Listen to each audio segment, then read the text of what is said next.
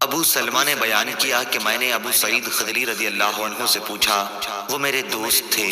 انہوں نے جواب دیا کہ ہم نبی کریم صلی اللہ علیہ وسلم کے ساتھ رمضان کے دوسرے عشرے میں اعتکاف میں بیٹھے، پھر 20 تاریخ کی صبح کو حضرت صلی اللہ علیہ وسلم اعتکاف سے نکلے اور ہمیں خطبہ دیا۔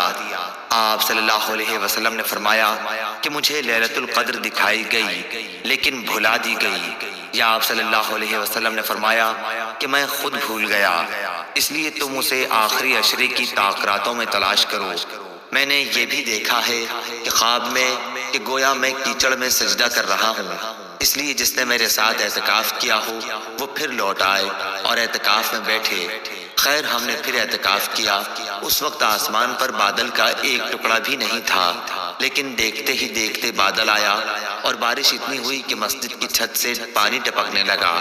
جو کھجور کی شاخوں سے بنی ہوئی تھی۔